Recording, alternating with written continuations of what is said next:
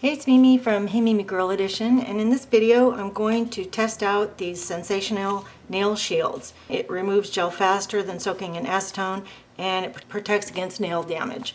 So the idea that I like about this is that I do tend to pick polish off of my nails, and I know that's not good for the surface of your nails. It supposedly makes them weaker. However, since I've been using gel polish, my nails never break, and I actually cut them down all the time because they get too long. But I do like the idea that the polish will come off quicker and I don't have to sit around with tinfoil on my fingers. Okay, so I'm going to just go ahead and videotape while I put this on, and I'll just tape it and then you can see the results.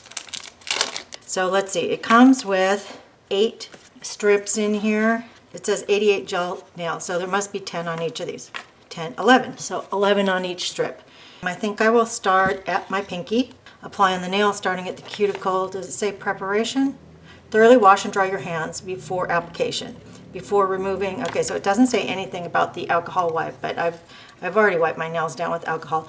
I'm not going to cut it because that way I can grab it by one end and not worry about the oils from my fingers getting on the nail strip. So that is one kind of handy thing about just going ahead and using the whole thing. So I'm going to set this down on my nail.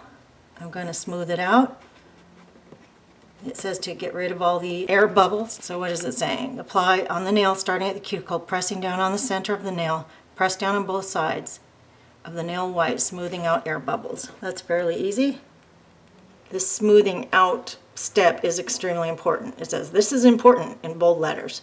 So that's another reason I don't want to cut it in half, because I want it to be stuck down as effectively as it's meant to be.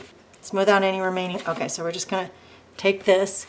So this is another good reason not to cut it, because you kind of have a little handle.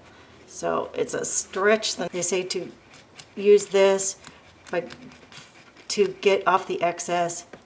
That's what I'll do, by filing downward like this. Just so I don't get oil from my fingers or anything on there. I think I'll just use one of these lint-free pads. So that is cool. It just looks like I have clear nail polish. So I'm going to look under my little magnifying light. Okay, I don't see any air bubbles. Everything looks perfectly smooth, and I'm just going to leave it at that. I just got this new color, which I think is really pretty. It's called Pink Daisy, and it wasn't that easy to find. I saw some at a super Walmart. It's the only place I've seen any new colors lately. So it's a little bit deeper color than the Kitten Heel. So I might go with that. Or here's 2 other new colors I got. Macchiato, which is kind of like Pink Pong if you ask me, and then Taupe Tulip, which is lighter. Nobody can seem to get a deep enough taupe color that I like. You may be wondering, do I put on the gel primer? Do I put on a clear coat? And in this it says apply any gel color polish over the nail shield. So I think it would say if you needed to use the gel primer. And also get a swatch of this Pink Daisy color. So it's kind of pretty. It's like a plum color, a pinky plum color. Put this under the light. I'm not using the rubbing alcohol until the final clear coat. And then I take this to clear off anything on the cuticle. That's the beauty of gel. That's one more beauty of gel polish, is that if you mess up, you got all the time in the world to fix it until you put it under the light. So I think this is fine. One thing I really do like about this is that it gives you such a smooth surface to start with.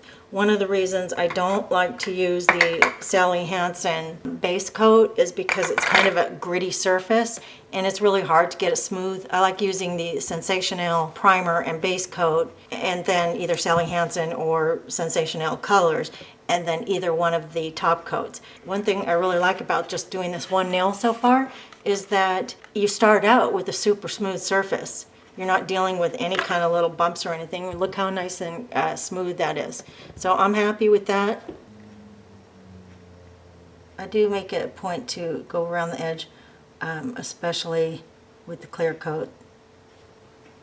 So then I'm just gonna make sure I get, I see people ask sometimes, why do I feel some burning when I put my nails underneath the light? And that's because you have not, if you have any on your skin, you're going to feel it as it cures. You're going to feel that heat, only for maybe 10 seconds or so. But it means you didn't clean up the edges well enough before you stuck your hand under the light. Okay, so put that in there, and my nail is done. So I will do the rest of my nails. You don't need to watch that. I think it looks great. The application is super easy, and I think it looks really nice and smooth. Almost, I find it smoother and easier than using the primer and base coat. I think the overall effect is great. I'm going to do the rest of my nails, and after I get back tonight, maybe I'll peel one off and show you how that works. And then later on, I will do a follow-up to tell you how long it lasted. So I'm showing you here more application of these nail shields, and I did find as I went along, it got easier and easier. At first, I thought that you pull on that little tab to kind of have it break off evenly like the colored nail strips do, but I found I really do need to just pull it taut, and then you use the little included nail file to file downward and just make sure you get any ragged edges off of there. I found no problem in finding a size that worked. They do recommend, if you're facing using one that's a little too big or one that's a little too small, they recommend opting for the nail shield that is smaller than your nail rather than bigger. I guess it's easier to get a clean edge. And then, as they say in the instructions, use the flat end of the orange stick to make sure that you get any little air bubbles out of there. And when you're done, it just looks like clear nail polish. And then you just go ahead and do your colored nail polish over it. Later in the day, I decided to take off the pink nail polish because I wanted to do a different color. And I also wanted to test how hard it was to get this off. Instructions for removal say to soak your nails in warm water for 5 minutes, and then using your nails or a tweezer, peel the nail shield away from the cuticle end to the tip of the nail to remove.